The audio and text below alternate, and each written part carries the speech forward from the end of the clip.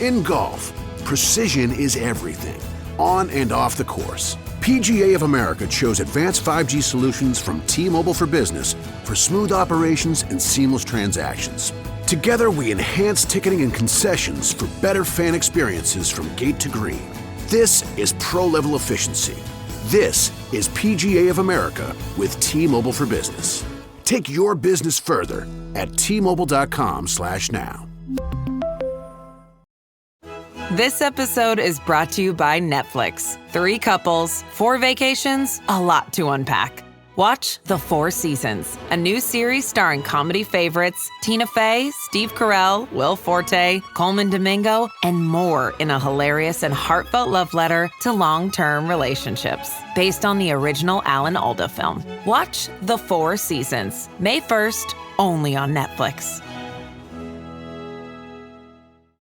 Good morning, good morning, good morning, beautiful people. Welcome to the facility. Glad to have y'all here. Y'all could be watching any show. You're hanging out with us. We don't take it for granted. We need the footballs. James already said, hey, the reason we need the footballs, the schedules are officially released. Quite literally so much to talk about today. I don't know how we're getting it all in. That's the quarterback, Chase. We're going to break it all down. When you first saw the schedule, what was the very first thing that came to your mind? Eagles got it tough.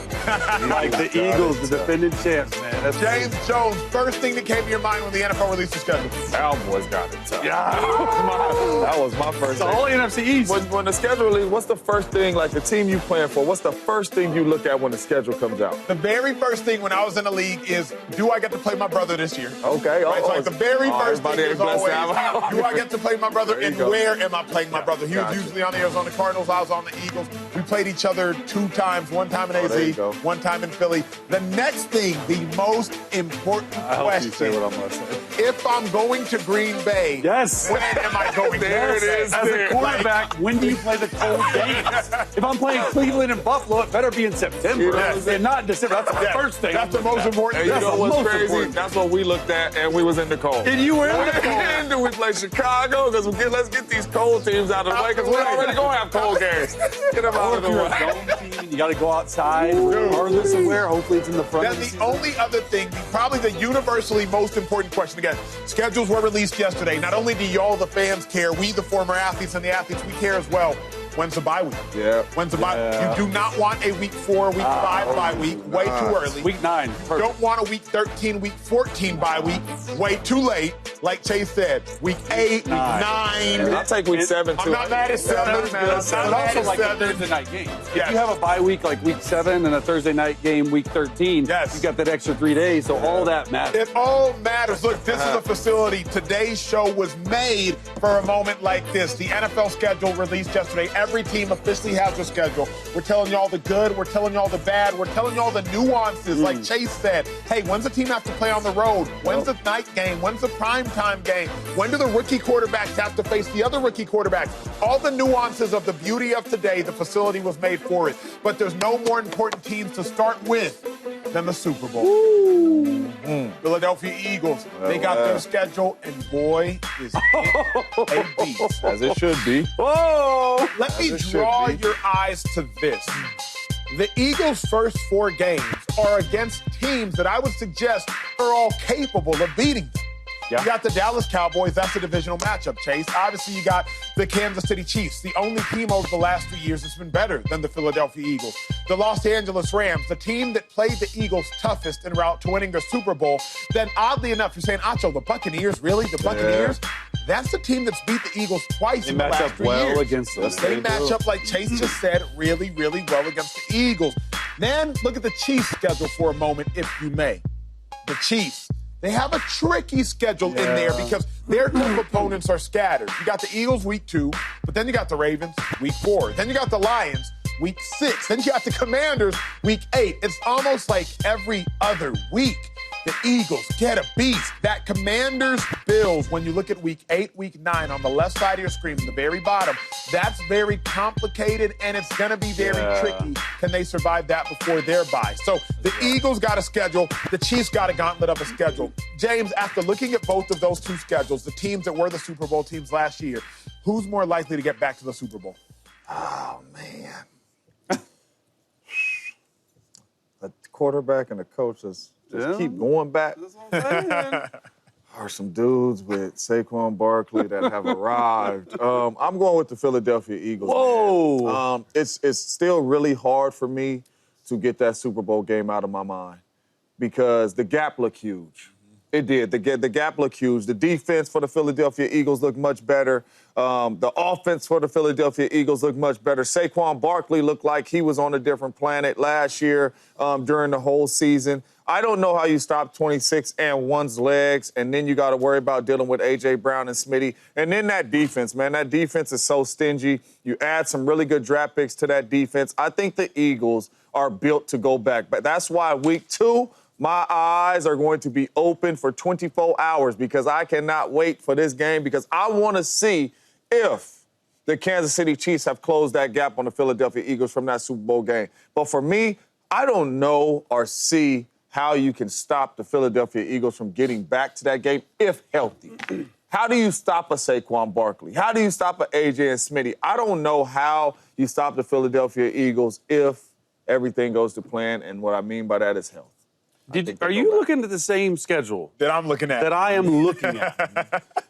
I just want to make sure you're seeing it with. So I was blessed. You don't need to get your eyes checked. No, I was blessed to be on the Packers to where every year we had a tough schedule because we was like that too. Yeah. And people had seen us on the schedule. Yeah, you know matters. What I'm saying? No, hey, we got Philly. Yep. We got the Packers. Like, I don't know. Philly's just such a good team. I don't know if they necessarily looking at it like that.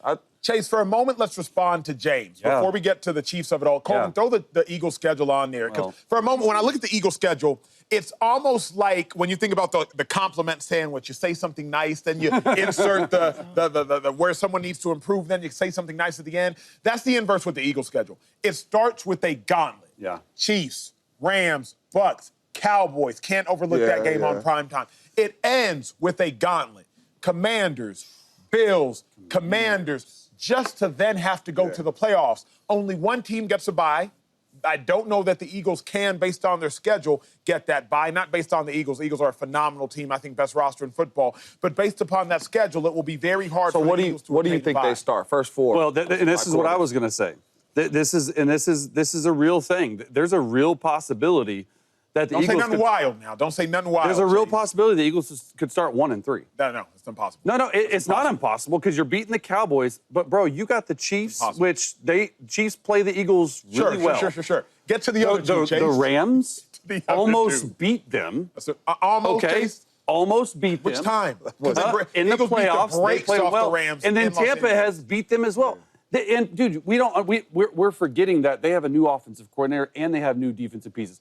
We can say this that hey, the Eagles are the best 1 and 3 though. There's 1 and 3 is impossible. It's not impossible. 1 and 3 is impossible. It's not impossible. Here's my thought process. Every single one of those teams in the first 4 weeks, other than the Cowboys, can show up and beat Philadelphia. So what you're telling us is that it's going to be hard for them to make the playoffs. No, I don't want to go that far. No, I don't want to go that far. I'm saying starting 1 and 3, that's what that means. It's hard to make the playoffs. That's a great question because I have a really, really great year based on their schedule for the Philadelphia Eagles, 11 wins.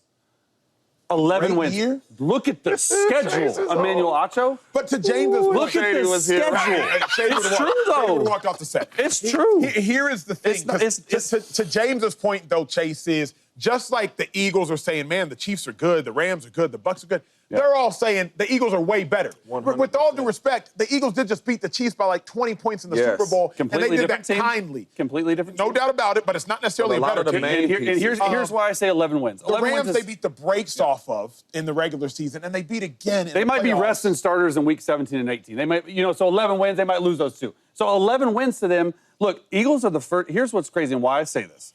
The Eagles are the first team in NFL history to have 11-plus games versus playoff teams from the prior year. No team in NFL history has had a more difficult schedule when it comes to playing playoff teams. But I'm just saying right there, the first 4 games is going to go a long way. It really is. Like they're probably the best. Not probably. They are the best team in their division. Team. Of course. But the Rams, we talk about how the Rams are a protection away from beating them. This is not the same team. They have a new offensive coordinator. And it's not, you want to say 12 wins? You think they're going to get 13 wins with this? 11 is not a crazy number. You think they're going to get 13 wins versus this schedule, Acho? Here's what I have to There's suggest. just no way. Here's what I have to suggest is, if in doubt, Eagles got the benefit of it.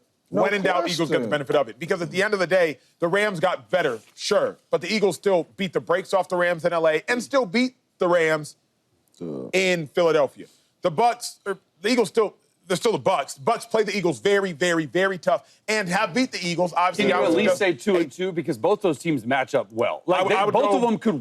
You would say you would not be surprised. I'll go 3-1. I go 3-1. But I'm saying you would not be surprised if the Rams or the Bucks stole a game. No, not And then the Chiefs are beating them, so that's 2-2. I'll give you 2-2. But you can't say the Chiefs are beating. Yeah, I think you they are. can't. Yes, I just did. The last time they stepped on the field. It's a Super Bowl. We talking about regular season. The last time they stepped on the field, it wasn't close. The last time they stepped on field It was regular not season, close. they beat the We come into Arrowhead. They come into Arrowhead. It's different. Arrowhead. They beat them in Arrowhead last time. Yeah, but I'm saying they come into Arrowhead. It's different. It's a different team. I mean, it is the fourth toughest strength of schedule. To Chase's point, you got the Cowboys, you do have the Chiefs. We haven't even talked about the Packers and the Lions back-to-back, Week 10 and Week 11, nor the Commanders. I think we're giving those other teams more respect than we're giving the Eagles. I probably agree with that. That's my dilemma with They're this. a really good football team. Yeah, I would be surprised if they don't start 3-1. Yes. That's a tough schedule, so I do think that you'll drop one of those games, strictly because of those teams being good. But I can't see the Eagles losing two of those games. I can't. I can't. Let's get to the Chiefs side of it, though, Chase, because you think the Chiefs have a more comparable schedule. They do. When you look at the Chiefs' schedule, throw that one up there, Colvin. What do you see? A couple things really stand out to me. Number one, three of the most difficult games all year long for the Kansas City Chiefs come in the first 6 weeks. Philly, Baltimore, Detroit. Powerhouse teams, some of the best teams in the league. All three of those teams are at home. They get them at Arrowhead. That matters. Now, the schedulers of the NFL decided, hey, let's put the meat and the most difficult part of the Chiefs' schedule at the forefront of it while they're trying to break in a new offensive line, while they're trying to break in new weapons. That gives me a little bit of pause for hey, I don't know if they're going to win all these games. But I think it's the Chiefs for me why I say, hey, they're more likely to get back to the Super Bowl. They have the 11th toughest schedule, 9 straight AFC West championship games. But that's the one thing about Andy Reid is he usually starts pretty fast in the season. I've been with him, and he's really good after bye week. So if you can get to 4-2 even in those first 6 games when you play the Chargers, the Eagles, the Baltimore Ravens, the Detroit Lions, 5 of their first 6 are against playoff opponents. It is a very difficult start to the season for them. If they can get through those, and we say this all the time, right? Every team is different, and that's what I was saying about the Eagles earlier. This Chiefs team, they got to find their identity early in the year. Are they going to be throwing the ball more? Are they going to be running the ball more? How's this new look defense going to be? How's Mahomes going to? They always find ways to sneak out these early season wins. It might be 21, 20, or 22, 24, something like that. They just find ways to win. They open up with a very, very difficult first 6 weeks of the season, in my opinion. Start the game with a division opponent, too. That's not going to be easy in the Chargers at all. The good thing for the Chiefs this year, they got the AFC South. So you get to play the Titans. They have a rookie quarterback. The Colts, they don't know who's a quarterback, Anthony Richardson or Daniel Jones. You get Jacksonville. They don't like their quarterback right now.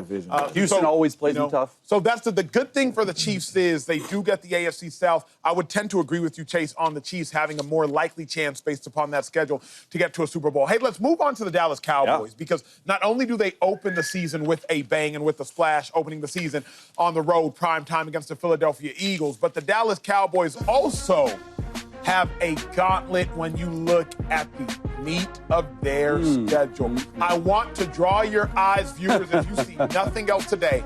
Look on the right side and start with the Philadelphia Eagles at Week 12. And take your eyes from Week 12 and just drag your eyes down all the way through Week 17 and do so slowly so you miss nothing. Eagles, Chiefs, Lions, Vikings, Chargers, Commanders. You have the Super Bowl champion Eagles.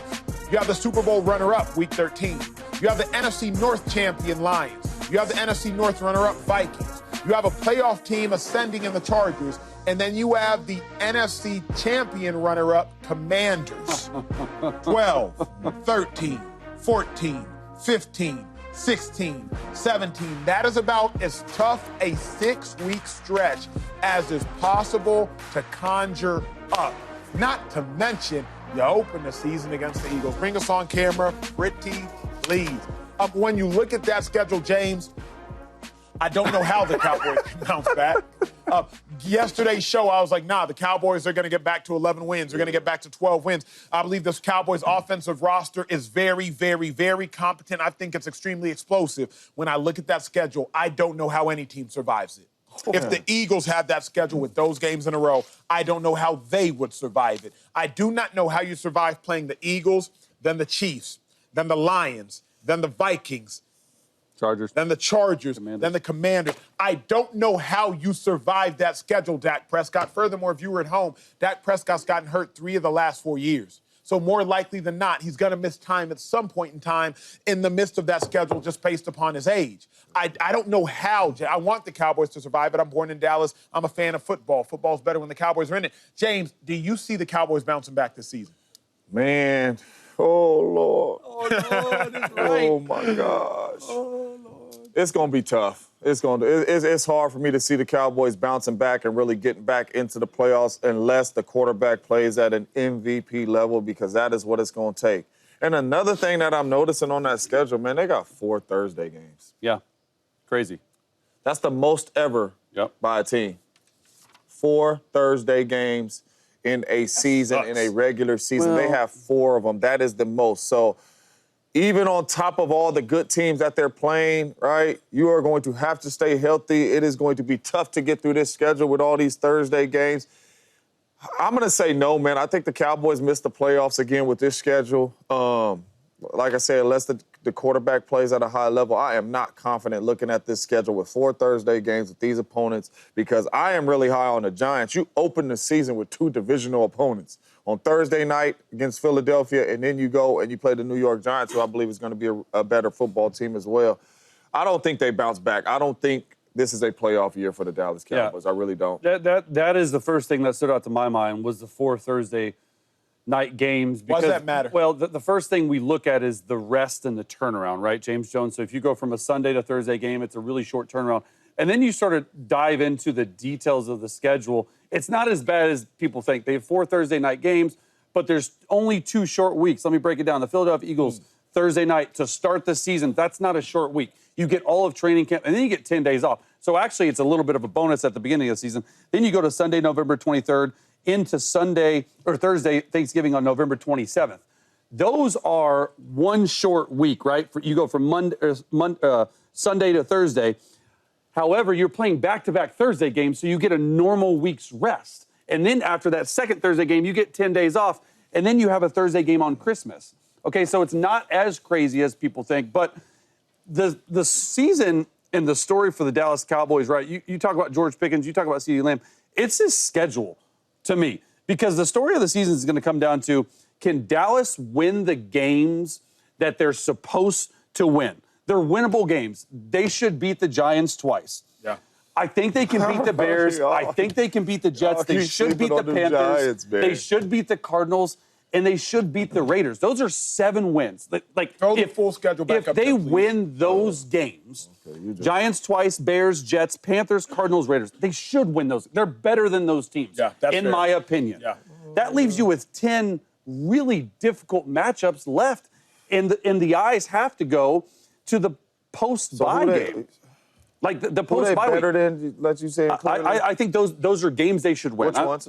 Giants twice, Bears, Jets, Panthers, Cardinals, Raiders. I would agree with that. Okay, so that's 7 wins.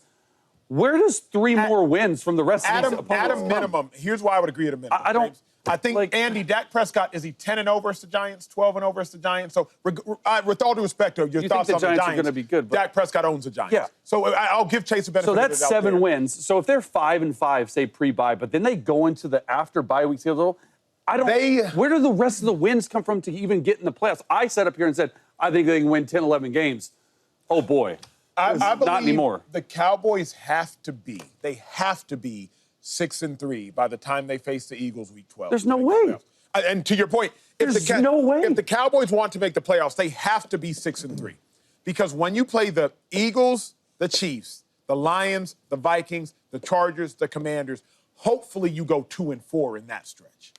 hopefully you can Yeah, I mean, sneak out two of those games. if you have the Raiders, they should be 6-4, right? Man, Raiders, y'all sleeping on my Raiders too. I think now. they should be 6-4. Take it easy. All right. So, but I'm just saying, if you can't beat the Raiders, the Cowboys season's a wash. Like, we can't even talk about the season. Because if you can't beat the Raiders, you can't beat the Eagles. If you can't beat the Raiders, you can't beat the Chiefs. If you can't beat the Raiders, you can't beat the Lions. I give them a chance in the divisional games because we all know divisional games is tough. James, they're 11-0 versus the Giants. They're beating the Giants, dog. I said I give them the benefit of doubt in the divisional games. Y'all jumping on me. Well, you think the Giants are a playoff No, I'm team. saying, like, even opening up with Philly, that game could go either way. You don't know what type of offense the Cowboys is running yet. You don't know what Georgia's going to mean. That game could go either way. They are dealing with a new offensive coordinator. How they going to call the play? That's a divisional game. I don't really know how that. The first 2 weeks for me, I think that is going to be a big sign of the Dallas Cowboys season because I believe the Dallas Cowboys either go 0-2 or 1-1. You know what's crazy? They can get 1-1. Let me chime in on that because I no longer buy the myth of divisional games, especially early. I feel the reason I don't, Jay, is good teams are good teams in this day and age of the NFL. I used to buy that myth, particularly when I was playing and when I was fresh out. But if divisional games are tough, I would suggest the Giants wouldn't be 0-11 versus Dak Prescott. I would suggest Aaron Rodgers wouldn't have been, 24-4 versus the Bears? Yeah, but like 24-3 versus the Bears. But we've lost to some really, really bad Detroit teams, too. That's fair. You know, that's fair. I'm just at the point in which I don't think that the Eagles are going to struggle this year with the Giants because it's a divisional game. I don't think the Eagles are going to struggle with the Cowboys because it's a divisional game. I think they'll struggle with the Cowboys because the Cowboys are good.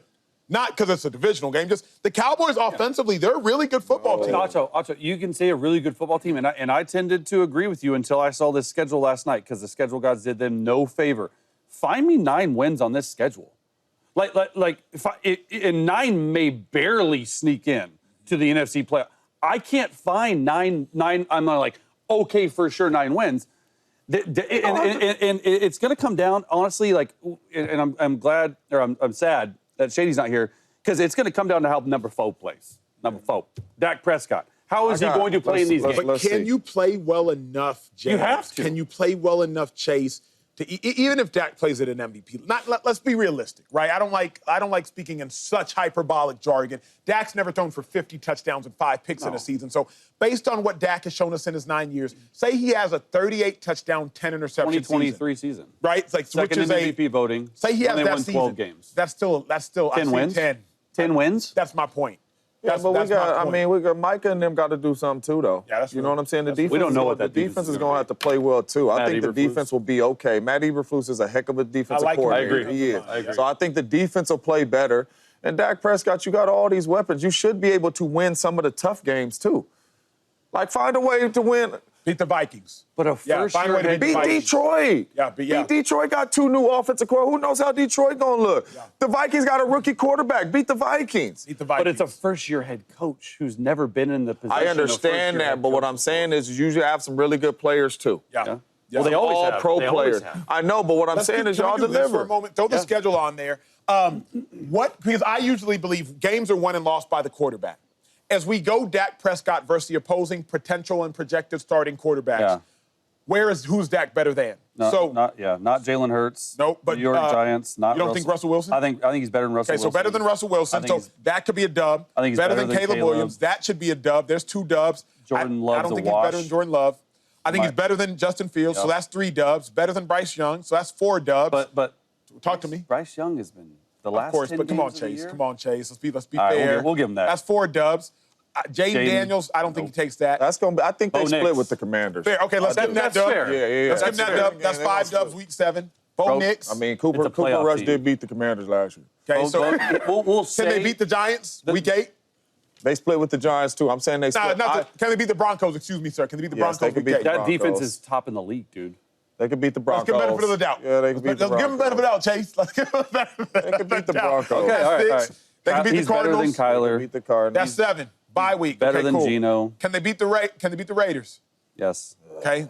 Let's give them 8. Let's give them 8. No. Week 15. Yes. Week 15, they can beat the Vikings. They're gonna split with the Eagles too. What Give makes them you 9. beat the Vikings? Give them 9. They can beat the Vikings. I got 9, 10 wins. I got 9 I said wins. 9 wins if they play really well. So they could get to 11 because one of them games. Okay, we just said 9. Because one of them games, they're going to beat the good teams. They're going to beat one of them good teams. And the Raiders going to mess around and beat them. Break. Look, this is the NFL schedule release. So much good stuff going on right now. Hey, when we return, what team has the toughest schedule in the league? We've done the dirty work. We've looked at every schedule from every team. And where does your favorite team rank? Who has the toughest schedule in football? One team that we will suggest will actually surprise you. Hey, better luck next time. Don't forget, check us out every day. Fox Sports Channel, Sirius XM. The schedules are here. Home means something different to everyone. But with Rocket Mortgage, home can mean even more. It can mean a college education, taming your high-interest debt, even a renovation. We've made it easier than ever to use your home equity. That home you worked so hard for, now it can work hard for you. Call 800-4ROCKET or visit rocket.com to find out more. Rocket Mortgage, LLC, licensed in all 50 states, NMLSconsumeraccess.org, number 3030. Hey, bringing you everything you need to know about the schedule releases. How does your favorite team's schedule fare? Now looking at the toughest schedules in all of football. Again, what we have done is the homework of diligently looking through every one of the 32 teams in the NFL schedule and trying to pick for y'all the toughest one.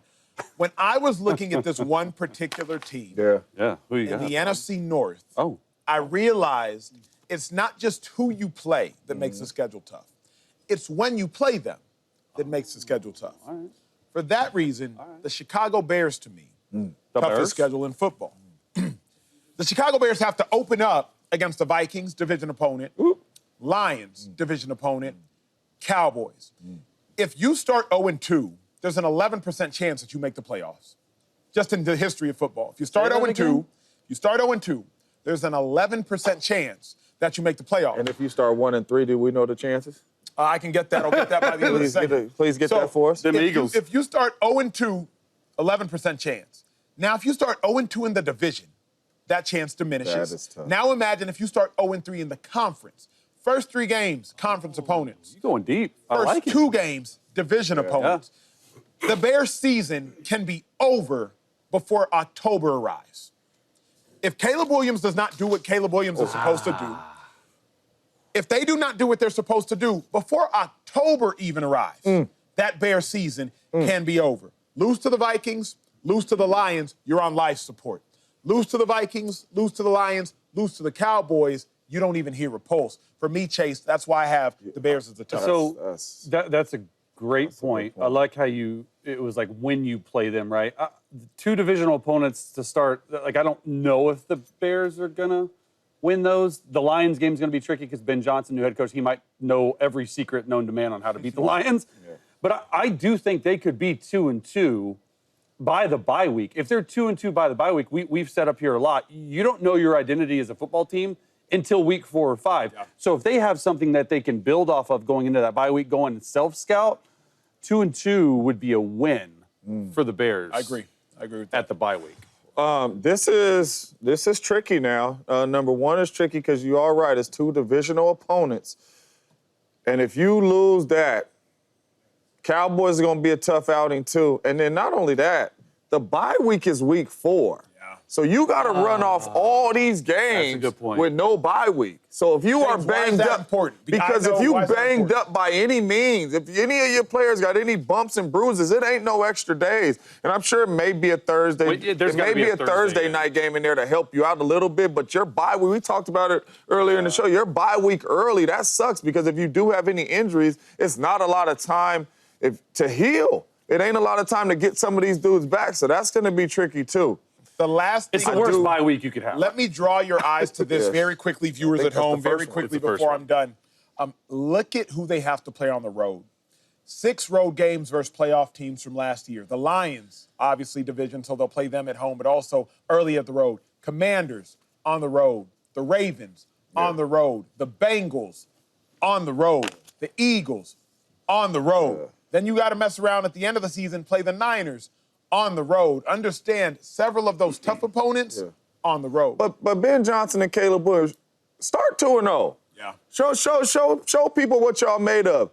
You were just came from the Detroit Lions. You know that defense very well. I know it may be a couple different things going on because it's a new DC. It's going to be a lot of the same stuff with a lot of the same players. Go out there and ball out. And then the Vikings do have a rookie quarterback. They do. Get your defense off to a good start. It's his first regular season start as a quarterback. Go get after that young boy and win these 2 games and start 2-0 in the division. And then you get to the Cowboys. We'll see what's there. But those should be winnable games for the Bears, too. Yeah, I like it. So for me, this was probably the first or second thing I noticed after the Eagles was the New York Giants and the schedule that they have. Their opponent win percentage is 57%. It is easily by far the toughest schedule in all of football, and you're talking about a Giants team who I'm not as high on as James Jones. They play the AFC West, which is probably the best conference in football, or the best division in football, and the NFC North, which is the best division in football. So you play 2 of the toughest divisions. That's 8 games. So just going through the schedule right here. Them first 4. The first 4. But there's a real possibility, guys. Just look at the left column, okay, guys? There's a real possibility they start 1-8. No. Come on, Chase. Come on. Okay, no, let's just do it. You eat Why you so disrespectful today, Chase? What did you eat today? You said 1-8. Colin, get your man. Commanders. Get your man. Commanders, loss. We don't Cowboys, know. loss. Chiefs, loss. Chargers, loss. Saints, I'll give them that win. Gotta give them Eagles, that win. loss. Broncos, great, loss. Eagles, loss. 49ers, going to be much better, loss. That's 1-8. Come on, Chase. Okay, we'll say 2-7. We'll say 2-6. Whatever, 2-7. Here's the thing. Don't do that. But I'm just saying, guys, look at how much better the teams that they face the first 9 games of the year are than the Giants. And that brings me to the point of, man, Coach Daboll and Joe Schoen, Brian Daboll and Joe Schoen, do they survive if they start 1-8? They're going to be all right. They're not starting 1-8, Chase. They're not. If they start can't. 1-5, then we'll cap it. Okay. So let me. That's fair. But that's the James, week that's 6. fair. But that's the week That's 6. fair, James. James. You said 1-5. 1-5. We'll draw a That line. is fair. No, I'm We'll not. draw a line right there. That's At the fair. Saints. Because not 1-5. If you go to the Saints, James, that's fair. They could start 1-5. See, I'm higher at 1-5. I'm higher on them than you. Okay, but here's the deal. If they do start 1-5, right? Hot seat gets even hotter in New York. It's scolding. Russell It is Wilson scolding. is starting. He's 1-5 as a starter. When do you pull the trigger on Jackson Dart? If you drafted a guy in the first round, and I'm going to say this again, you guys are crazier things have happened. Since 2020, the average week for a first-round draft pick, rookie, to start is week 3. Chase, let me I don't say think this. Russell makes it past the 1-5 Let me start. say this. I got them starting 3-1. 3-1. Yeah. I can't dignify Go ahead. that with Go, a response. yeah, stop. If they start 0-4, They're not. which is, let's put it like this. Right? Obviously, right now, real quick, Chase, real quick. Right now, all we're doing is prognosticating. We don't know. We don't know anything. But that's what fans do. Here's what we do know. We know the Giants do not have better rosters than the Chiefs. We know they don't have a better roster than the Commanders. We know they don't have a better roster, and they are 0-11 versus Dak Prescott and the Cowboys. So at minimum, with us just guessing, they're 0-11 versus the Cowboys, so we have to assume, we have to give the Cowboys their due diligence of winning 11 straight games when Dak Prescott plays. We have to give the Kansas City Chiefs their respect of being the Kansas City Chiefs. And with all due respect, we have to give the Commanders their respect of going to an NFC Championship game. So at minimum, let's say they start 0-3. That's fair. Now you got the Chargers. James, Chase, I don't know if Russ can survive a 1-3 or 0-4 start. What I'm saying, I said 1-5. I don't know if he's going to get benched. So the reason they're going to put in Jackson Dart. No, because you're tripping. The reason why I think that the Giants are going to start well is because defenses start off faster than offense. That's true. Early part of the season, that's just what it is. How do you block the Giants? Like, I think the Giants are going to be a whole lot better on defense. Because of Abdul Carter? Because of one person? You got Abdul Carter.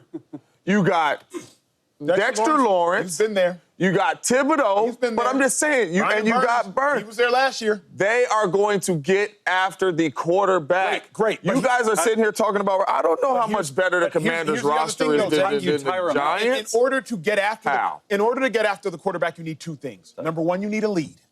That's what I'm just saying. You need a lead in order for the opponent to have to pass the ball. I remember always saying when we had good pass rushes, a good pass rush is nullified if you don't have a lead. And you don't think Russ is going to be better at the quarterback spot than what they had to help them score? Not extremely better. They were 21st in scoring offense last year. I don't think that. What about the Commanders' defense scares you?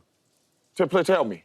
No, nothing necessarily. So I think they will can have it. score points. They ain't going to outscore the Commanders. Ain't no way I'll put money on that. I'll bet you on that game. I'll bet you on that game. Giants going to win that game. I bet you. But here's whatever you want to bet. I bet you. I'm telling James, you. let me get your answer. Let me get $5. Let me get your answer. Who has the toughest schedule in the NFL? $5.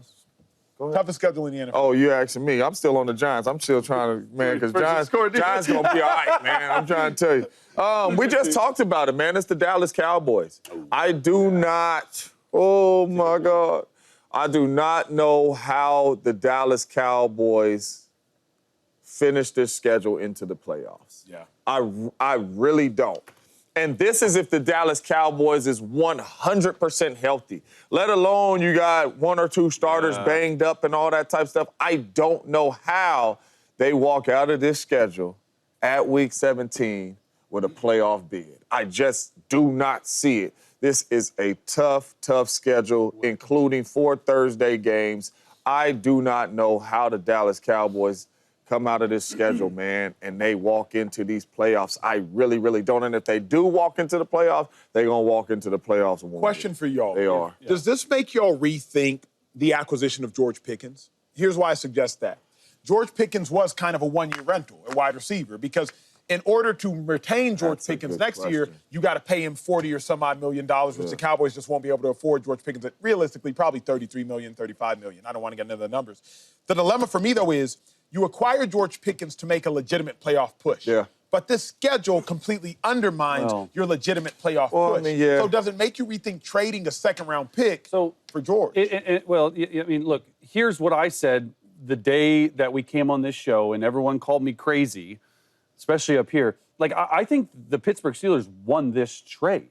Like, I think, one, they did not want to pay George Pickens, even though he's a bona fide number one receiver. They got back a third and a fifth and added to their now they have 12 draft picks next year, and they put the onus on the Dallas Cowboys of, hey, first of all, Dak's got to get you the football. We've realized that some of these routes, Dak can't get on the football. And then you look at this schedule, what is George Pickens going to do? Yeah, he gives them another weapon, but is he worth 2, 3, 4 wins? No. And so I think this just goes back to what we're saying. It's like, no, everyone was like, oh, the Dallas Cowboys boat raced the Steelers. They only gave up a third and a fifth, and they got a 6th. So really, it nets out as a third-round pick.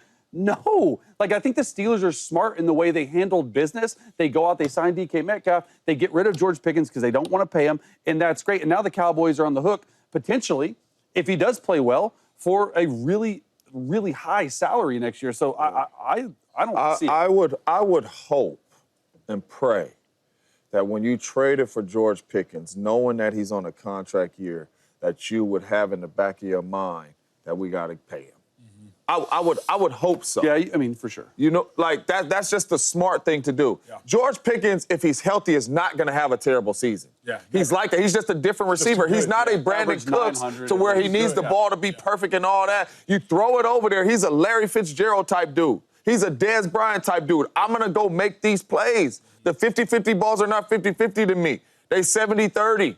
So he's going to have a good year. So I would hope the Dallas Cowboys would say, man, this is for the future. We trying to compete. We see the Smitties and the A.J. Browns. We see the Jamar Chases and the T. Higgins. We see these dudes, and both these dudes are paid. Yeah, CD might make a little more than him, but we need to make sure that we have the dudes that can compete, too. If you let George go after this, where are you going? You trying to get a young boy in the draft again that's going to come in here and give you what George is doing? So you're not going to compete next year neither offensively? So I would hope that they would sign George Pickens knowing that he's going to come in there and play well so they are set for the future. Always franchise tag. For the sake of time, got to move on to the next conversation because the next conversation might be the best conversation. There is an iconic matchup, week 1. Bills, Ravens. Josh Allen, Lamar Jackson. Come on, MVP, man. Football season. Hurry up and get here. 3 MVPs between the two of those individuals. Who needs a better season based upon their schedule? Who has the best odds to make that Super Bowl run, and who needs it more? That's next in the facility.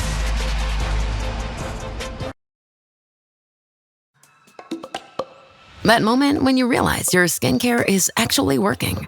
That's Rodan & Fields, the #1 female dermatologist-founded skincare brand in the U.S. Designed by 2 dermatologists who don't just know women's skin, they know how to formulate for it. Rodan & Fields, love what you see. Tap the banner or visit rodanandfields.com/Spotify to get your exclusive welcome offer.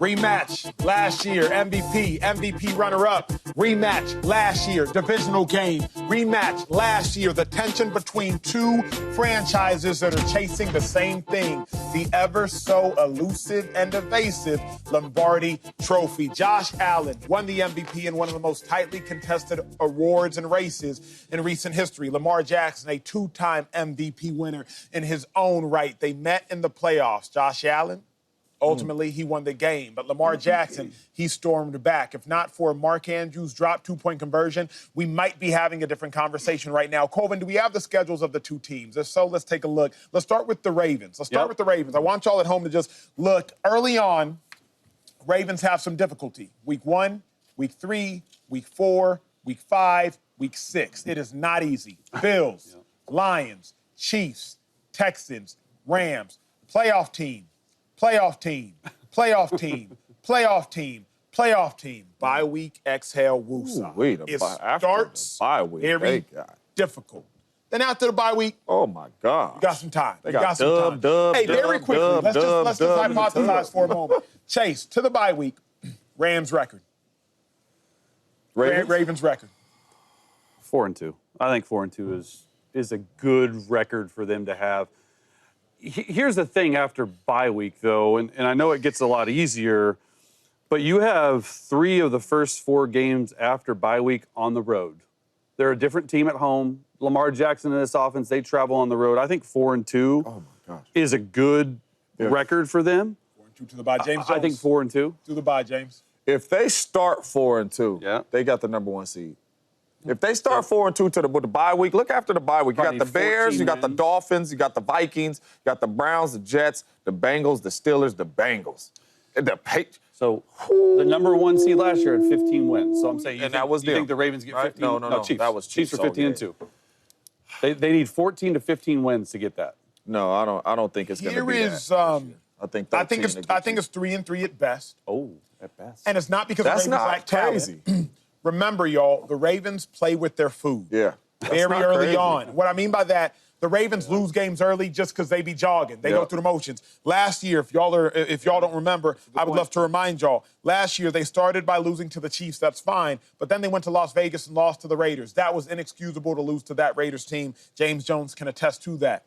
So the Ravens often, they play with their food early on into the season. So the reason I would suggest 3-3 is just the Ravens, they mess around. Remember, 2 years ago, they lost to the Colts week 3. Like, y'all lost to the Colts. Yeah. That Colts team that was led not by Anthony Richardson at the time. It was led by somebody, I believe, even more.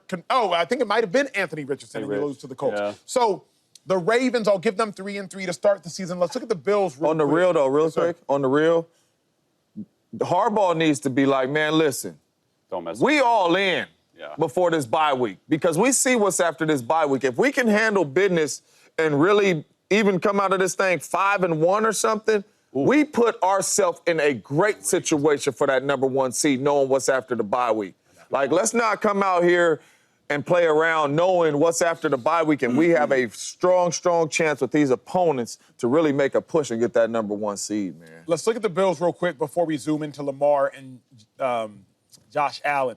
Bills, much more favorable. Oh, my God. Yeah, that's like... They have the easiest schedule. How? It's the easiest strength of schedule in football. It's the easiest. Ninth easiest strength of schedule. It looks like the easiest. It looks like the easiest. It looks like the easiest. Honestly, Andy, I refuse to believe my producer told me they have the 9th easiest.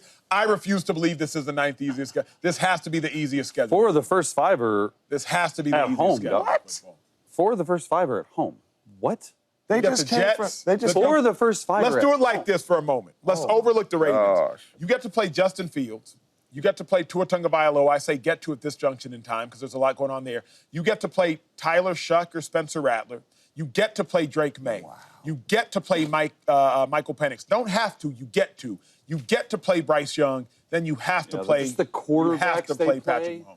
Looking at the quarterbacks that they play, they should be 6-0. If they beat Baltimore, they should be 6-0 If they beat Baltimore, yeah. But here's another thing too. Like Buffalo loves these cold weather home games because they're so used to playing them. Okay, they start their season. 4 of the first 5 are at home, right? But you look at the end of their schedule, 1, 2, 3, 4. Buffalo should win the division. Not the division. Buffalo should win the conference. Thank you. Buffalo The conference. This has to be Josh's What about them year, Chiefs? man. Buffalo should win the conference. No. It ain't about the Chiefs. It's about the schedule. Yeah. Buffalo should win the conference. I got you. I mean, remember, Wow. even in the division, you got Drake May, you got Tua, and you have Miami will be better. and you have Justin Fields. I think Miami will be better. Let's focus now for a moment, though, week one. Lamar Jackson, Josh Allen. Don't What get a distracted game. for a moment. Lamar Jackson, Josh Allen.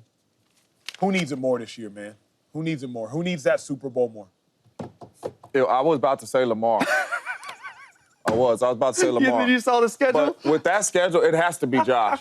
It has. This is Josh's clearest path to the #1 seed. Yeah. And you get these teams, you to come through Buffalo, and you have to win 2 games to get to the Super Bowl. And Josh Allen at home in the cold is really, really good. And it really don't matter who comes in that building. This is Josh Allen's year. All the pressure, when I look at this schedule, is on Josh Allen to get this #1 seed and get his team to that Super Bowl. Look at that, man. Yeah. I mean, they should. They are. Josh Allen is blessed right now, 14 man. games. I mean, you start off with the Jets, the Dolphins, the Saints, the Patriots, the Falcons, the Panthers. And then you got the Chiefs, and then you got the Dolphins and the Tampa Bay Buccaneers. I mean, The Week 9 game could be for the 1 seed. This is another MVP season for Josh. Dang. And Josh should have the #1 seed Yeah. with this schedule. Your number should be stupid. I got to agree with James. I want to go as far as say, let me look at the camera too. I got to get this on record. I want to go as far as to say, with this schedule, Josh Allen should be able to have repeat MVP caliber numbers. And 5 of the Bills' first 8 games are against quarterbacks that are in their 4th year starting or younger. That's including Justin Fields, so realistically in their 3rd year starting or younger. 5 of the Bills' first 8 games, you get Penix, you get Drake May, you get Bryce Young, you get probably Tyler Shucker, Spencer Rattler, you get Justin Fields. Buffalo Bills, this has to be Can you show year. that again? This has to be You the can't year. get over it. Let's look at the schedule. This has to be the year for the Bills. It has to be. Yeah. It has to be. They've never been a 1 seed. 3 consecutive years being the 2 seed. 4 of the last 5 years being the 2 they've never seed. been the 1 seed, right? This is the year that the Bills should get the 1 seed. This is the year that Josh should get the 1 seed. And not only- Josh should repeat. This is a year. Not only that, like Chase said, 4 of the first 5 is at the crib. 4 of the first 5. Yeah. That's what I'm saying. Like, they got a good start. This is it. They should. This is it. I agree with you guys, right? This has to be it. They I should be agree with you 8-0. guys to a fact. They To should be like a 7-0. little bit of a point here, because the question is who needs to get to a Super Bowl more, and I agree with this schedule. Josh has a clearer path. Yeah, of course. But if you're talking just overall, forget about the schedule for a second. It's Lamar Jackson. And really the question is, who can get past Patrick Mahomes? Because none of them seem like they can, right? And if you look at what Lamar's done, right, the 2 MVPs versus Josh's 1. Josh has been to 2 AFC Championship games. Lamar's only been to 1, 2023, when they were the 1 seed. So we're talking about the Chiefs here, or the Bills here, the 1 seed. The Chiefs still went on the road and beat them, right? And you look at the weapons that he has, the narrative around Lamar's playoff struggles, right? It's like he hasn't played well.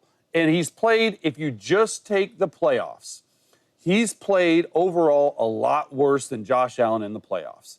He has had good stretches of a game, right? He's had a good second half in this Bills game, right? Came back, Mark Andrews obviously dropped the ball. Lamar's 3-5 in the playoffs at the end of the day. And he's had some real clunkers in there too. He's 10 touchdowns, 7 interceptions.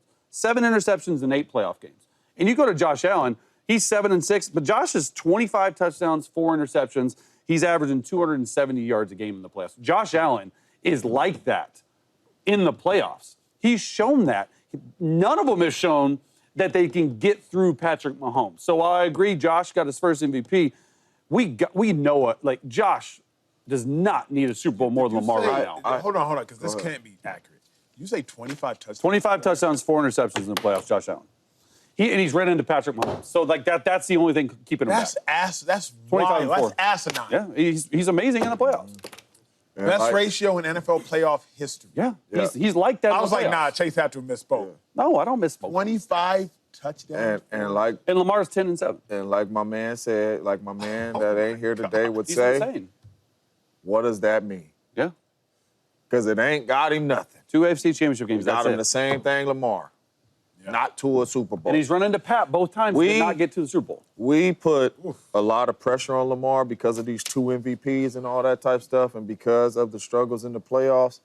But both of them ain't been to this game. Yeah, you're right. If this was Lamar Jackson's schedule. Pressure.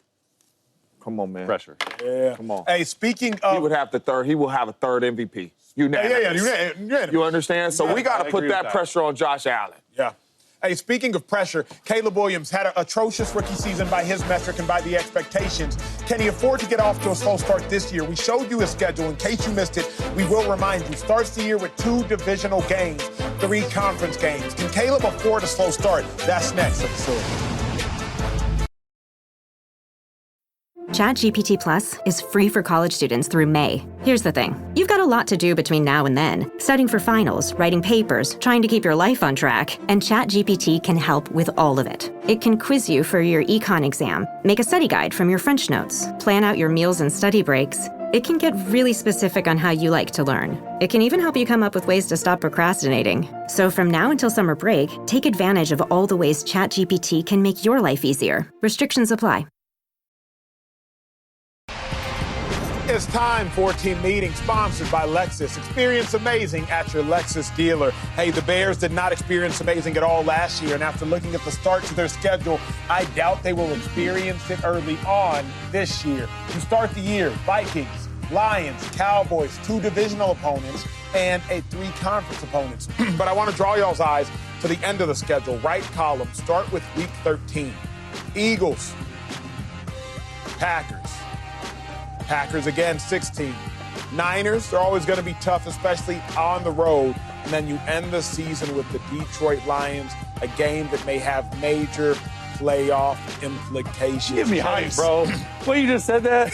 You give me hype for football, man. Forget about this schedule, at least. Can we get to freaking training camp? Oh, we got to wait 120 days until the opening kickoff. Long? 120 days. It may be 112, but there's a 1 and a 2 in there. Yeah, you're right. Can Caleb afford to get off to a slow start? Because, Chase, I don't think there is a way that Caleb Williams can afford to start 0-2 and for sure not 0-3. My idea is this. We thought he was going to be amazing and generational last year. It's fine. You're not. You're a rookie. But at the point in time in which we give you an amazing offensive mind in Ben Johnson, we give you a first-round pick in offense at tight end, Loveland, then a second-round pick at receiver in Burdens. And then we acquire Joe Tooney from the Chiefs. And then we acquire, I believe, Jonah Jackson from the Rams. We give you 3 new starting offensive linemen. Drew Dalman. A new starting tight end. A new starting wide receiver. After drafting a first-round wide receiver, Caleb, if you struggle again, will you ever be good? That's the question that's fair to ask. Now, it's human nature, Chase. Not that it's realistic. Yeah, you're right. I was thinking about this myself, Chase. I went to the Olympics this past year, James Jones. Came back from the Olympics, and all of a sudden I had this lingering cough. I go to see this expert physician, and he's like, hey, Acho, do this and do that, and da-da-da. And I still had this lingering cough. Chase, you don't want to been coughing for a year and a half. And I still have this lingering cough. And the doctor was like, hey, big dog, do this, do that, you'll be fine. But it kept occurring. Then finally, after 3-4 months, I was fine. I'm thinking about this similarly to the schedule. At the point in which you got the expert physician in Ben Johnson, if you're still struggling, I'm just wondering, Caleb, are you always going to struggle? Now, obviously, the cough is gone and your boy is fine, but the point in which you see the expert physician, you get the expert head coach in Ben Johnson, if you're still struggling, are you ever going to be good? Obviously, I believe he will, but those are the questions that will happen after week 3 if they struggle. I think that's a really fair question if he struggles the whole season. I don't know if I can go as far for me personally in saying, hey, that question is good if he starts 0-4. Right? I do think that with a new head coach and I was going to name all those guys, thank gosh you did, because they loaded up. I came up here and said, hey, I think the Chicago Bears won the NFL draft. Hey, they've done amazing things revamping that offensive line. At the end of the day, it falls on Caleb. And for me to say, hey, can he afford to start slow? The answer is no.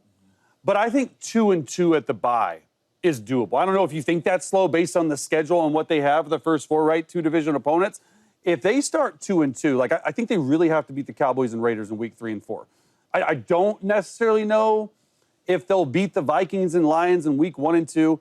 And here's why I say this. Like, I would say, talent-wise on the Bears roster, they have similar or better talent than a lot of the teams they face. Yeah, very true. Talent does not win football games. It is the entire situation of Ben Johnson being there, implementing his systems, especially on offense. Defensive team, they're always usually pretty good in the thick of this and scoring points per game, stuff like that. When you look strictly at offense, though, it usually takes 4 to 5 weeks for an NFL offense with a new offensive coordinator and new weapons to really get a feel for what their identity will be. And so if he starts slow in 1 and 3, we've seen plenty of stuff, right? Who knows if they're going to make the playoffs? I don't know the stats in 1 and 3, but I do think that actually in this scenario, a week 5 bye, which they have, could potentially help the Bears. It could help them in a couple ways. One, you can self-scout yourself after the first 4 games. Hey, what have we done well? What do we need to focus on moving forward? Focus on our strengths, make our weaknesses better. All right, are we a run the ball out of shotgun team? Are we a run the ball under center team? What do we want Caleb to be? Do we want him to be an RPO guy? Can he be what Jared Goff was in Detroit for Ben Johnson? All these answers can hopefully get answered by then, and at least then they have a week to go self-scout during bye week and understand, hey, this is the formula for moving on, and especially mentally. That's where I want to go before I end here. Mentally for Caleb Williams, we've seen some flashes physically.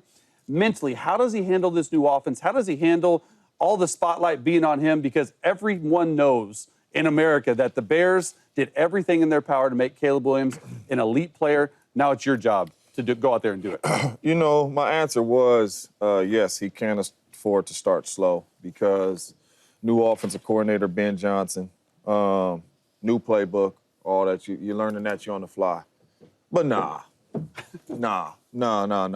The excuses is gone. It's time to show up, and it's time to go out here and be the franchise quarterback and ball out.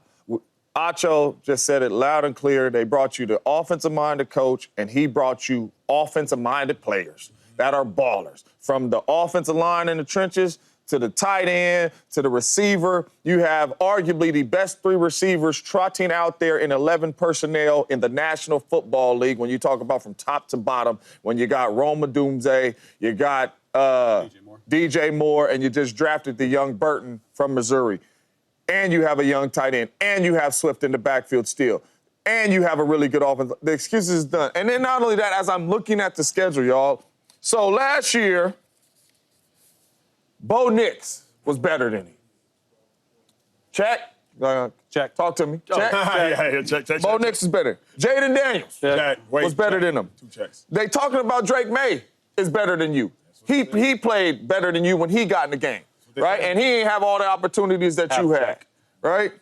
Michael Penix came in the game. You can argue if he is going to be better than you.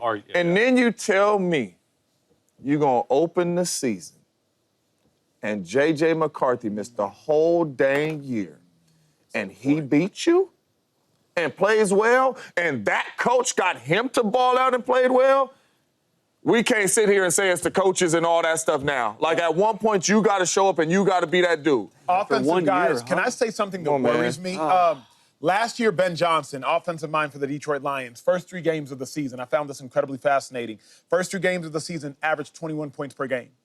The next 14 games in the season averaged 36 points per game. Dog, it takes a while. To your point, Chase, it takes a while for offenses to get clicking, particularly offenses with a lot of new pieces, which the Bears have, and an offense learning a new offense, which the Bears are currently doing. Ben Johnson's Lions last year, 21 points per game in the first 3 games, and they were not playing world beaters. The Rams, the Tampa Bay Buccaneers, and the Arizona Cardinals. The next 14 games, they averaged 36 points per game. If the Bears, under Ben Johnson, start slow and only average 14 or 17 points per game before they make that jump. Yeah. Remember, you have an 11% chance of making the playoffs if you start 0-2. You have only a 12.9% chance of making the playoffs if you start 1-3. They better do what Chase Daniels has suggested and start 2-2. And before we get out of here, can we just throw up the schedule again? Because I might have to change my answer about if you can afford to get slow start. Because absolutely not, okay? They have to be 3-1 if they want any chances of the playoffs. I say this. Take your eyes to week 6, the first game after the bye week, all the way to week 14. That's 9 games. 6 of those 9 games are away at the Commanders playoff team, at Baltimore. We think they're going to go for the AFC crown. At Cincinnati, going to be much better. At Minnesota, playoff team. At Philadelphia, playoff team. At Green Bay, playoff team. That road stretch will define the season of the Chicago Bears. I changed my answer. He has to start fast. And really quick, I just figured this out. And really quick, not only that, they are going to be watching Detroit tape. Yeah, no, that's true. And so you don't even know what Caleb Williams is going to look like or what this style of offense is going to look like.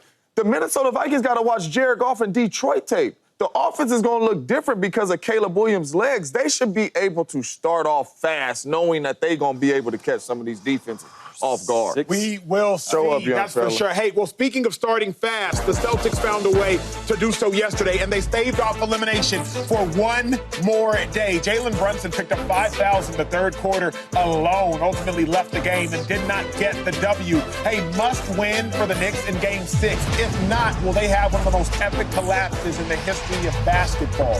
That's next in the facility. Parents of tweens, if you're familiar with far-off drop-offs... Dad, stop, right here. Or get DMs about what's for dinner, you may be experiencing tween milestones. For your son or daughter, these can start at age 9. HPV vaccination, a type of cancer prevention against certain HPV-related cancers, can start then too. For most, HPV clears on its own. But for those who don't clear the virus, it can cause certain cancers later in life. Embrace this phase. Help protect them in the next. Ask their doctor today about HPV vaccination. Brought to you by Merck. The Warriors lost last night. They tried to put up a fight, but ultimately it stayed at roughly a 15-point game the entirety of the game. Starting at halftime, Jonathan Kuminga, he put up 20-plus points. Jimmy Butler, you could suggest he fought, but ultimately Steph Curry sat dejected, gloomy, depressed, with his head hung low in thought the majority of that game. I couldn't help but think what Steph must have been thinking. Steph must have been thinking, is this my last opportunity? Steph must have been thinking, if I were on this court, we still would have gone further. Steph must have been thinking, man, the winning of a championship feeling over the Boston Celtics in 2022 is a feeling I may not feel again. James, I'm going to go on record and say, I think Steph has won his last title as the best player on a Golden State Warriors team. I won't say he's won his last title on a Golden State Warriors team. I think he's won his last title as the best player on a Golden State Warriors team. What I realized in watching the Warriors this year is outside of Steph, they do not have enough players that can step up and sustain Steph's absence. Now, why does Steph's absence matter? Because Steph's absence is the operative word there. Even when they won the championship in 2022, regardless of how you feel about Jordan Poole, they would not have won that championship without Jordan Poole. No question. There is not a Jordan Poole on the roster. Jimmy Butler, I do not believe, based upon his age, is still capable of carrying a team, particularly a team without other ISO players, further along in the playoffs when Steph Curry gets hurt. Draymond Green, obviously, he's of age, and he does not have the ability to be a proficient offensive creator any longer. So I don't know that Steph Curry can win another title in Golden State as the best player. Yeah. If they acquire a Giannis Antetokounmpo, obviously he can win another title. If somehow, some way, the team acquires another 26 to 28 points per game scorer and allows Steph Curry to only average 18 to 22 points per game, but more importantly, allows Steph to miss time with an injury because he's likely to be injured just based upon age, he can win another championship. But I don't see Steph still winning a title in Golden State as the best player. Can he win a title like Jason Kidd won with the Mavericks in 2011 when Dirk Nowitzki was there? Beyond the shadow of a doubt. Can he still win another title in Golden State? Beyond the shadow of a doubt. But can he win one having to be the heartbeat exclusively of the team at all times? I just don't see it. That's well said. That's well said. And I couldn't agree with you more. I sit up here today so disappointed in the Warriors. You couldn't get one game so Steph Curry could come back and play. You couldn't get one, like all you got for one game so Steph Curry has an opportunity to come back and play. If Steph Curry was playing in this series, it's a no-brainer that the Golden State Warriors win this series. So what I seen Steph Curry right there, knowing the product that I seen the Warriors put on the basketball court when Steph Curry got hurt, the Warriors owe it to him. They owe it to him to go out there. I don't care what you got to give up to get one of these superstars. You owe it to Steph Curry because this was another chance for him to go chase that. Because if he does not get hurt, they are going to win this series, and he's going to be in the Western Conference Finals, and who knows what can happen from there. They're going to get that. That look right there and the roster that you had surrounding Steph Curry, you guys owe it to him to go out there and get him another superstar to help him compete and get to another championship. You cannot let Steph Curry go out like that. I do think he wins another championship with the Warriors, but I do agree. It's not going to be with him being the best player in the court and have to work as hard as he had to work this entire year to get the Warriors to where they had to get to. Go get him some help. That look, the product that was out there when Steph Curry got hurt, the way this team let him down and did not even get one game, this organization owes it to him. I don't care who you got to trade, what you got to do, what draft picks you got to give up. Go get another superstar in that building so Steph Curry has another chance to go chase one of them things. James, you know the dilemma, I think, with the Warriors also is they don't like ISO players with ISO mentalities, but they need ISO players because Steph Curry, when he leaves, they don't have anybody that can score. Mm-hmm. The Warriors like team players with team mentalities. But you can only go so far with team players if you do not have the alpha that's Steph Curry. I remember in college playing at Texas. And, you know, when you play at Texas, you got dudes from inner city, you got dudes from everywhere. My brother and I, we went to private school. Mac Brown, college football Hall of Famer, was a head coach. I'll never forget he told me this. He said, "We love you, Emmanuel. We love you, Sam. You know, y'all are great. Acho brothers." He said, "But you can't have a roster full of Acho brothers." You ain't gonna win. He's like, you ain't gonna win enough games with the roster full of Acho brothers. Yeah. What he meant by that is, you're not going to win enough games with a roster full of nerds. Yeah. My brother played 9 years in the National Football League, so shout out to everything my brother nice dudes. Was y'all nice? He's like, you only going to win so many games with a roster full of Achos. He's like, eventually, you need a couple killers. Yeah, we wouldn't say nerds. We'll say nice dudes. Like, you need, with all due respect, I'm a nerd, right? My brother won the academic Heisman Award. He's the smartest player in college football, right? Man. So you're not going to win. You're not going to win a championship with a roster full of Pajemskis. Yeah. You're not going to win a championship with a roster full of Buddy Hields. Yeah. You're not going to win a championship with a roster full of Quentin Posts. Yeah. You're not going to win a championship with a roster full of almost selfless, team first, I'll just run the system as a system. You need some Kuminga. And you're right. You need some Jordan Pooles. Yeah. But they want to get rid of Kuminga. They got rid of Jordan Poole. And that I also believe is a part of the dilemma. And it's crazy, too, because even just watching watching Kuminga play last night, I was thinking, like, how in the world was he not playing when Steph Curry was in the basketball game? Because he's selfish. I know, but you need those guys. There's no championship without Jordan Poole, because when Jordan Poole stepped into the game, you know who he thought he was? Steph Curry. Yeah. You understand? And that is what you needed, but you don't have them. So now when Steph Curry's out, come on, man. Them dudes can't beat Steph Curry. As much as they even wanted to, Jordan Poole and Kuminga and them at least have the talent to do that. And they have the mindset. They got the mindset. And I think that is the issue. There was a moment in the game last night. I don't have the play, so I won't show it to y'all. Pods is wide open for a pull-up jumper at the elbow. Yes, I've seen it twice. He wants to take it, and then he dishes it. Steve Kerr instantly pulls him out the game. And he didn't scold him, but he told him in that moment, like, bro, shoot. Kuminga was the only other alpha on the court that felt like he belonged. In the similar fashion, Jordan Poole was the only other alpha on the court that felt like he belonged during that time. So long as the Warriors have a team full of team-first dudes, I do believe, kind of like having a team full of nice guys or a team full of Acho brothers, you can only go so far. You need them. You need them. Backbone of the team, but you can only go so far. Hey, speaking of going so far, the Celtics have pushed it to Game 6. We thought all hope was lost when Jason Tatum tore his Achilles, but Jaylen Brown, he did what he was capable of doing, 20-plus points. And how about Derek White? 34 points, 5 tray balls. Help me with my parlay. How about Derek White keeping hope alive? James, the Knicks, back's going to start to get a little bit tight. Game 6. Back to the Garden. Is it a must-win? Because if they lose, now you got to go to 7 back in Boston. Game 6 a must-win. Acho, is it a must-win? Do you hear the question you just asked?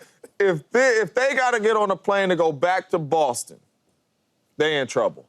Because not only are they in trouble, they are going to be pressing because they know that we are about to let a 3-1 lead slip, and we got to go back to Boston. This is a must-win. This is a must-play well and dominate the ball game for Jalen Brunson. You cannot let the Boston Celtics start off hot. You cannot let the Boston Celtics start off like they can win this basketball game. From the tip of the basketball, the Knicks need to put their foot on the gas pedal and let the Boston Celtics know without JT, you stand no chance in our building. You cannot go back to Boston. If you go back to Boston, I don't know if you guys are going to win this series, man. And especially with the dudes that stepped up and came in there to make plays. Derek White came in there like I've been waiting on him to get hurt because I needed more shots.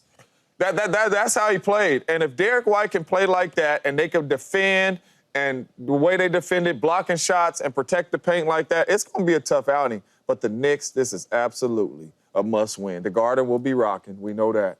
They got to win this game. I agree with you. It's going to be very difficult to win because I want to go as far as to say the Boston Celtics match up better versus the New York Knicks without Jason Tatum than they do with Jason Tatum. Not because of talent. Break that down. Not because of talent, exclusively because of mindset. I believe that a team is a reflection of its leader. Jason Tatum is the leader of the Boston Celtics. They are an incredible team, an incredibly talented team, but they are not as tough a team. There was a moment, James Jones, there was 7 minutes, 45 seconds left in the game. The Celtics were up by maybe 18 points. Jason Tatum in this moment where Jaylen Brown is, he would have shot the three.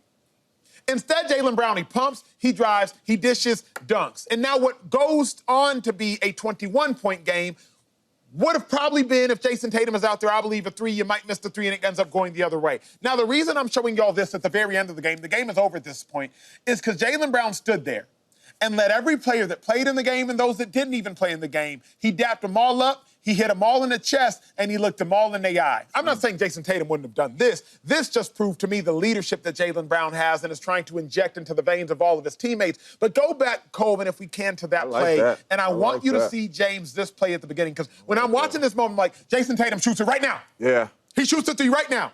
Instead, Jaylen Brown says, no, I'm not going to settle for a three. I'm going to take it to the cup, and we're going to get a layup. What Tatum would have done is shot the three. If it doesn't go in, it's going the other way.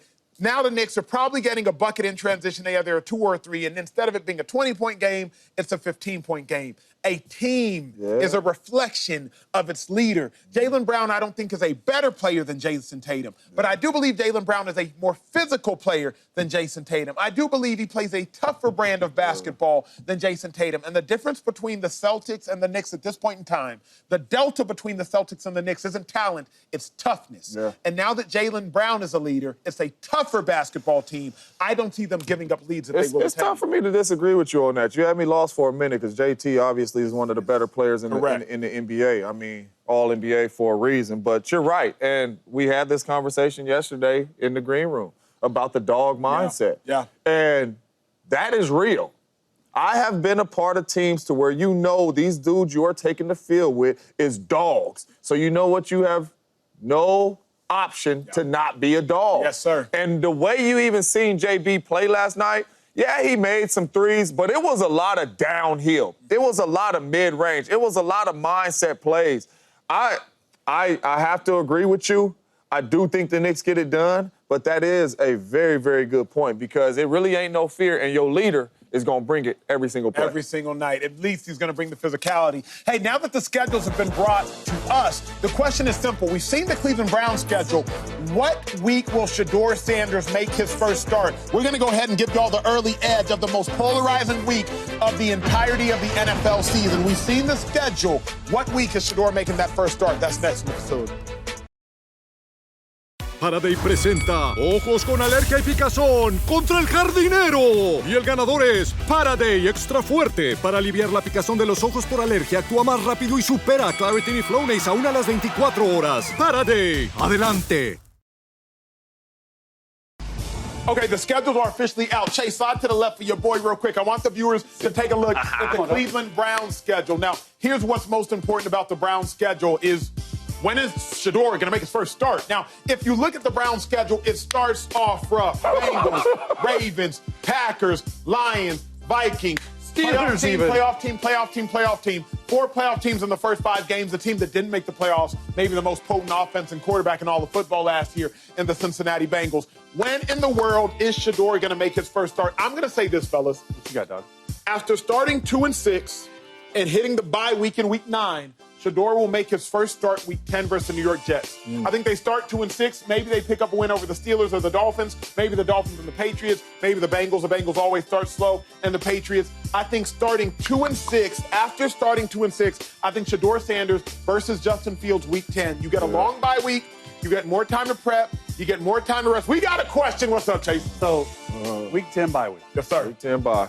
All right, and you're saying Shedeur, who's quarterback 4 right now. Yep. Yeah. Does Dylan Gabriel get maybe like 8? Really good question. Or like a really good question. I think Shedeur beats out Gabriel. I do too. I think Shedeur beats out Gabriel. I believe, and again, I don't want to get lost in the sauce of all this, but this is a good question. I think Joe Flacco starts the season. I know James and I have disagreement and tension on here. I think Joe Flacco starts the season. I think Kenny Pickett potentially gets traded, right? I think during training camp, Kenny Pickett potentially gets traded, or Joe Flacco. One of Kenny Pickett or Joe Flacco will no longer be there. You do not have a reason for both of them with both the young quarterbacks.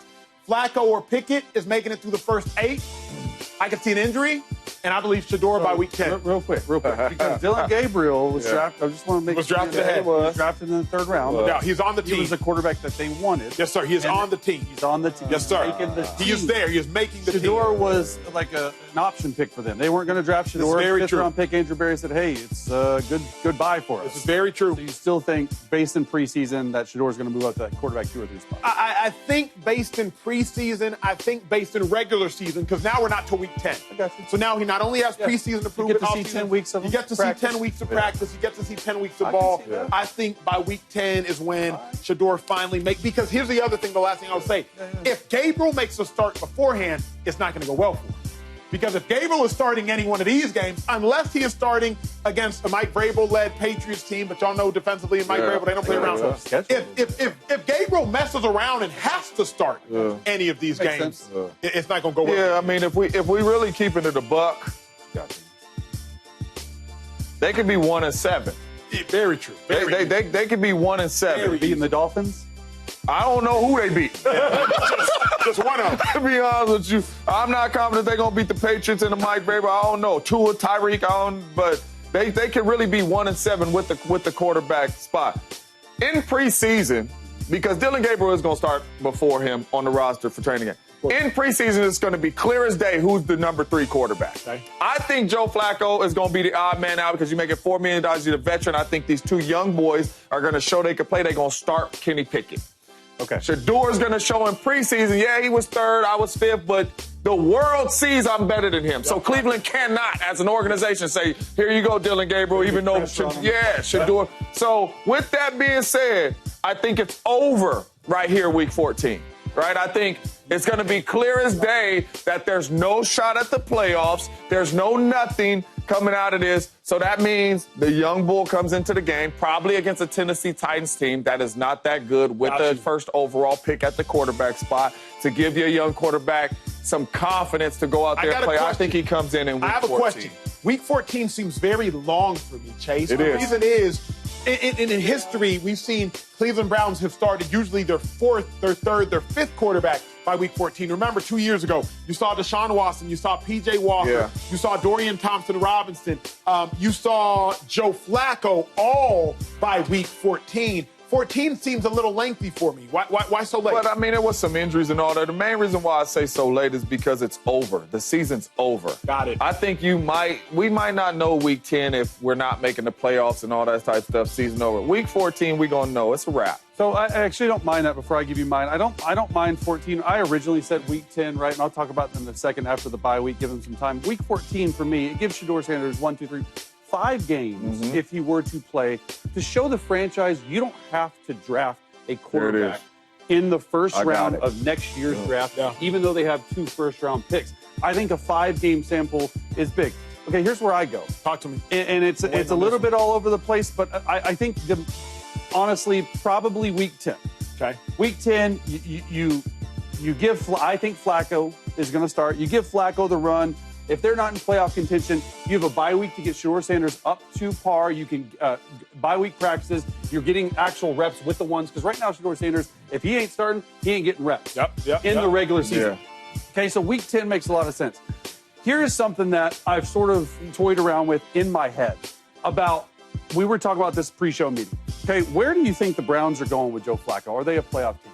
No. Are the Browns a playoff team with Kenny Pickett? No, of course not.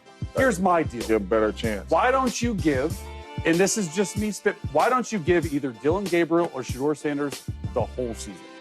If you don't think that Joe Flacco and you don't think that Kenny Pickett are playoff quarterbacks, for all intents and purposes, I believe that the GM, Andrew Berry, and I agree that Kevin Stefanski probably still have their jobs, regardless of what happens. Here's why I say let them play the whole season. You got to let these boys go through the ringer. You got to see how they respond from adversity, whether it's Dylan Gabriel or Shedeur Sanders. Whoever beats them out, I don't care. Just let them play. And quite honestly, there's a good chance you're going to end up playing both of them.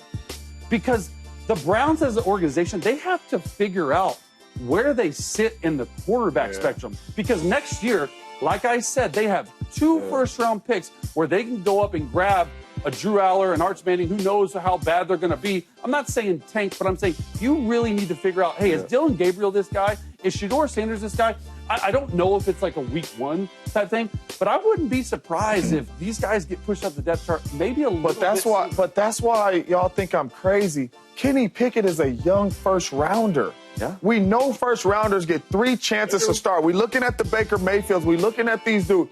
Why not start Kenny Pickett, release Joe Flacco, and have the young bulls as the backup just in case Kenny Pickett doesn't? Because in an ideal situation, you would love for Kenny Pickett to have a lot of success and be that dude. You just developed the first-round quarterback that you had. You know what I'm saying? So I would start Kenny Pickett and let the young bulls back. Time will tell. Hey, my favorite part of schedule releases are revenge games. Like Cooper Kupp, when you get to see the team that released you. Hey, Lamar Jackson, when you get to get that lick back on Josh Allen. Revenge games. What is our favorite revenge game in all of football? That is next. There's nothing like a revenge game, man.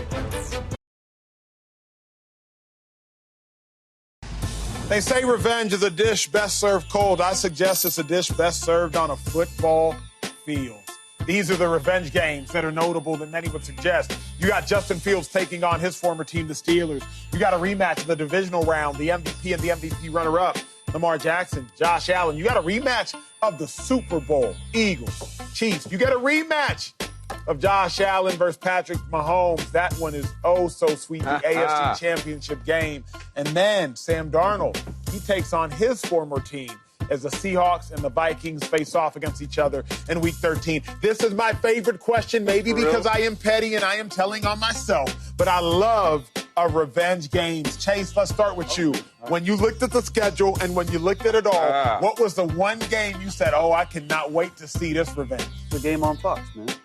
Week 2, Eagles at the Chiefs. That is a Super Bowl rematch. I'm surprised it wasn't the opening game, but dude, I think this is going to be straight cinema. And I say this because the Chiefs are feeling some type of way. As they should. They got to get that lick back because they got shellacked 40-22. They got embarrassed. It shouldn't have been that. And it shouldn't have been that. Exactly what I was going to say.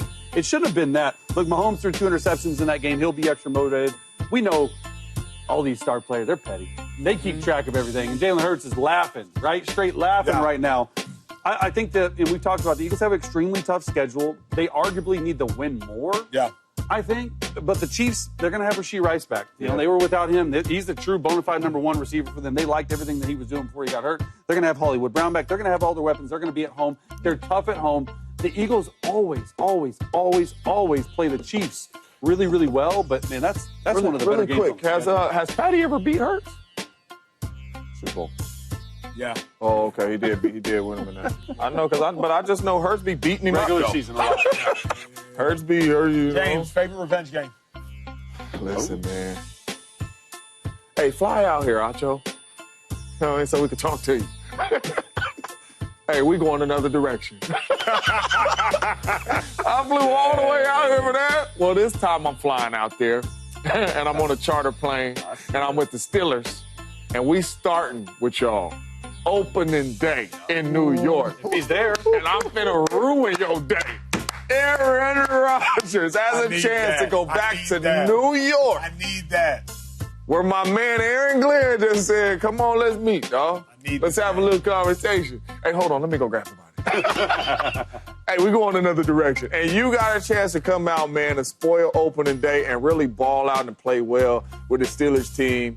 On top of Justin Fields trying to ball out and show the Steelers what they like. But Aaron Rodgers coming back to the Jets with the Pittsburgh Steelers after y'all disrespected. Love that. I love this conversation. Jaden Daniels will get to say a lot of things in his life, I believe. He's been able to say that he's a Heisman winner. Yeah. He's been able to say, I believe, and he will be able to say that he's an NFC champion one day. I believe he will be able to say he's a Super Bowl champion one day. Jaden Daniels will be able to say a lot of things in his life. But do y'all know the one thing that Jaden Daniels will never, ever, ever be able to say? No. I was the number 1 overall pick. That is true. Bears, Commanders. So petty, dog. Jaden Daniels. So petty. Caleb Williams. That is petty. He ain't never going to be able to say, I was a number 1 pick, and y'all took him over me? Oh, I'm going to show you. Now done beat him twice. I'm going to show you. Right? Like, y'all took him over me? Okay, I got some for y'all. I got some on the same field at the same time. I got something for y'all. Don't worry, Chicago. Don't worry, Ryan Pace. I got something for. I'm gonna show you. I cannot wait for that. Hey, I looked at all the games on all the teams yesterday, and I have my top 10 favorite games coming on the other side of the break. I can't wait to show y'all. Chase, I want your feedback. James, I want your feedback. But the top 10 favorite matchups on the entire NFL season. Andy, how many games are played in a year, Andy? 200 something, 260 something? 264. Something like 200 some odd games. I'm going to give y'all the 10 best games that you got to see.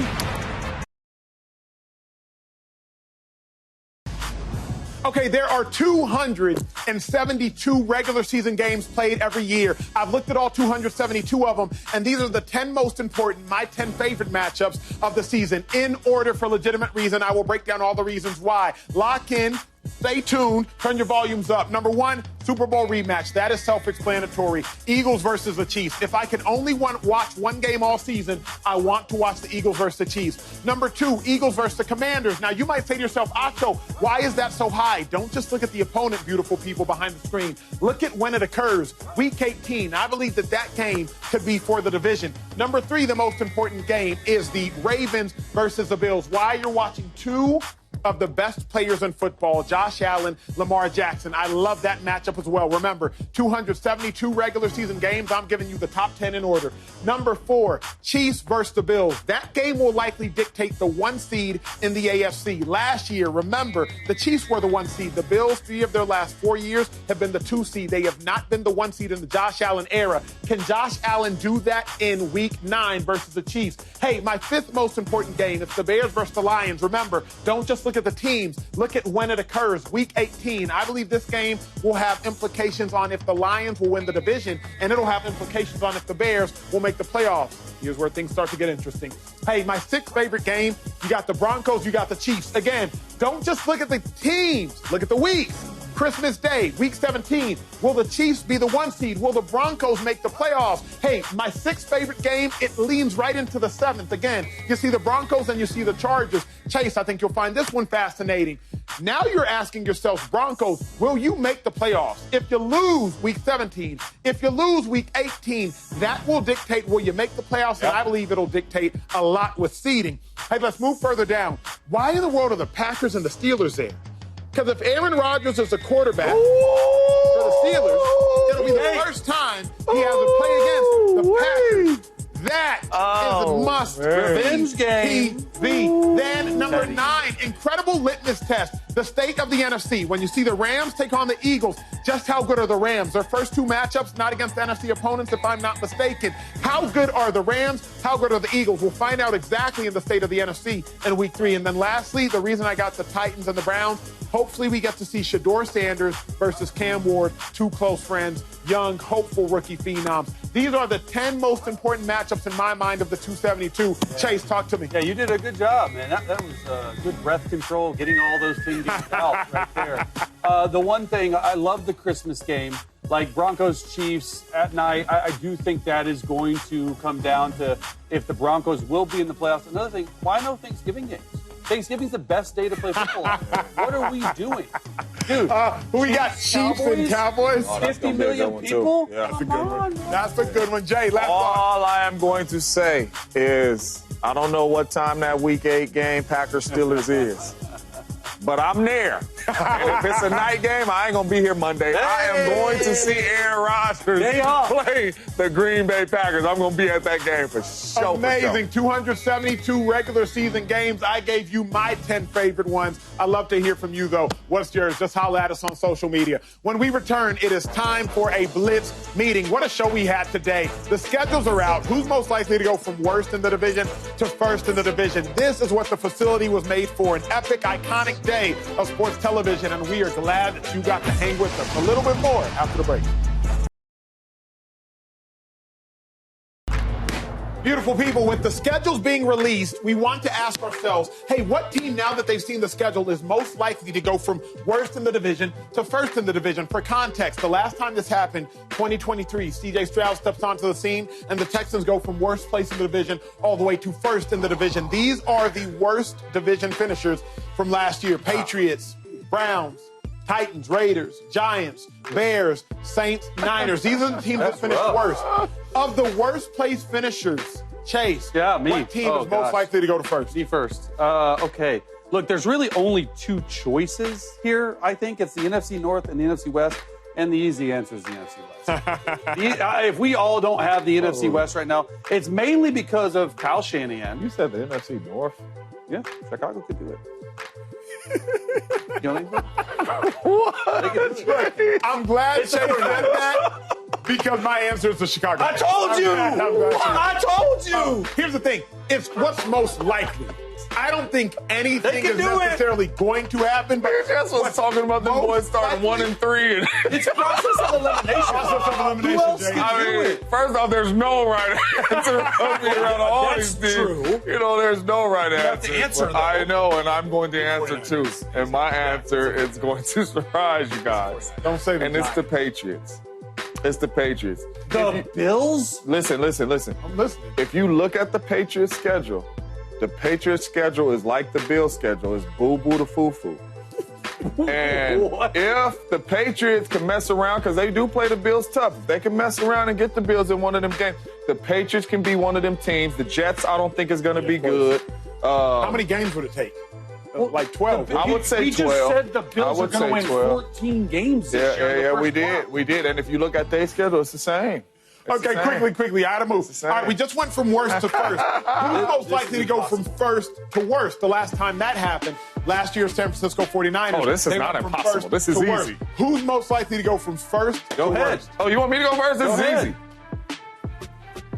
The Detroit Lions. The Bears are going to be a better football team, and we know what the Packers and Vikings are. They can slip very, very easy. New DC, new OC. You got a pass rusher coming off of a broken leg. Who knows what game he gonna come back? They can start off slow. I will not be surprised. Jared Goff, new offensive coordinator. They start off slow. Let me sneak my answer before y'all get mad. Let me sneak in my answer before y'all get mad. I'm with you. Yeah, that's not a bad one either. I'm with you. That's not a bad one either. The Bucks. The Bucks. Yeah. The Bucks. For you. The Bucks only won, I think, 9 games last year. Yes. So the delta between the Bucks and the Saints, or the Bucks Falcons, and the Panthers and the Bucks and the Falcons, it's already not that. You're right. The Saints, the Panthers, and the Falcons all have easy schedules. Stick with me here. The Saints, they go trade in division for Kirk Cousins. Kirk Cousins, they win 8 to 9 games. Bryce Young and Michael Penix, both young quarterbacks, both taking steps up. Yeah. I like what Baker has offensively, but I would not be surprised That's not bad. if the Bucks did that. And it's a crazy close division. Crazy close division. Hey, the show today was made for the schedule release. It was an epic, iconic day that we had today. If y'all just tuning in now, we appreciate y'all hanging. The Herd is up next. We'll catch y'all tomorrow. Show's up.